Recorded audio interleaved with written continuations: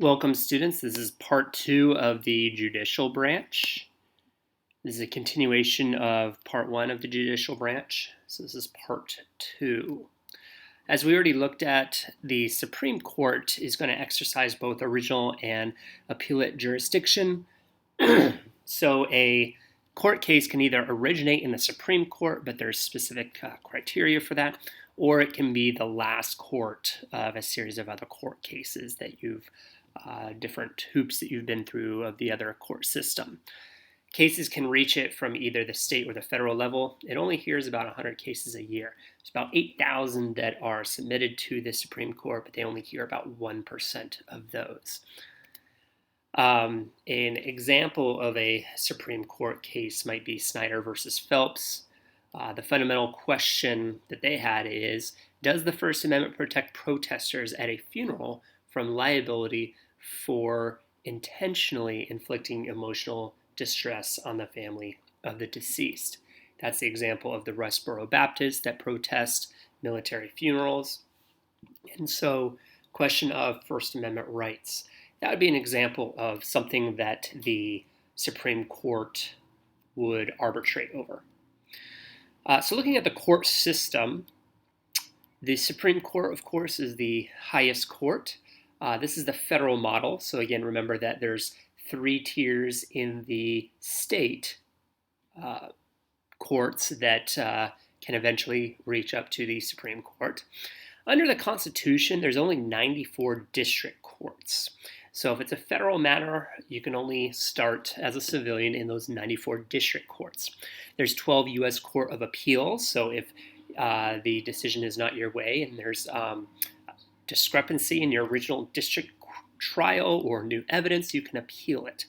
And then the U.S. Court of Appeals for the Federal Circuit is also under the Constitution. The U.S. Court of Federal Claims is not under the U.S. Constitution. It's been added. The U.S. Tax Court has been added, territorial courts. That means territories like Puerto Rico and Guam, those territories have courts as well that were not specified in the Constitution. Also, U.S. Court of Appeals for the Armed Forces, U.S. Court of Appeals for Veterans Claims. Those are special courts that has been established since the Constitution being founded. So inferior courts, constitutional courts, as was mentioned, there's 94 courts. There's 12 U.S. Court of Appeals, and there's U.S. Court of Appeals of the Federal Circuit. So your court cases would no doubt, if it's a federal matter, not a state matter, start in the 94 district courts. Then you can appeal to one of the 12. Now, this U.S. Court of Appeals is usually dealing with the issues of taxes or federal claims, something of that. You can appeal to that 13th appeals, the federal circuit there. But if you're a normal civilian and it's a federal matter, you would start with the 94 district courts, and then you can appeal to the 12, and then go all the way to the Supreme Court. District courts, there's 94 federal trial courts across the 50 states.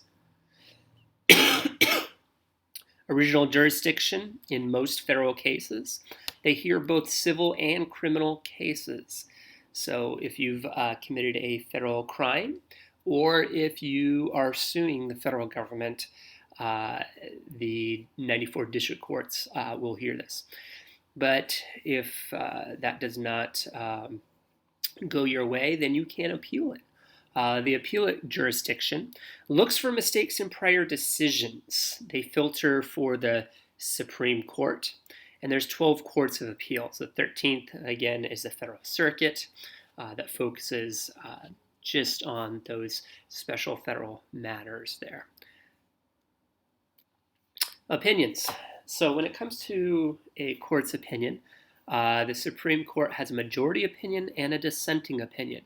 Because remember that there's 9 justices, and usually all 9 will not vote in the same way.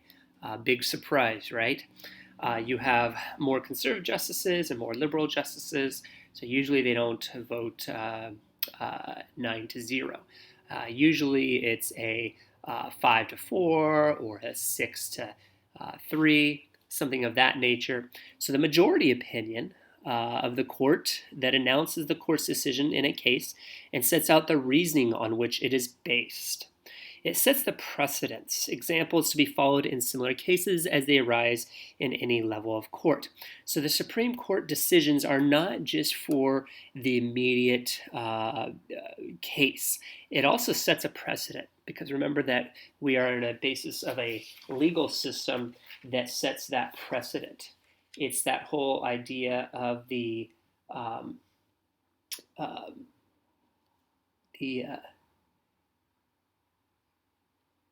there was a term that we used last time. I'm forgetting what that term was. Maybe you could look that up, what that term is, where it's the continuous ruling, so to speak. The stare decision. Let the decision stand. So future cases will be based on that precedent. That was from the first section of notes that we took.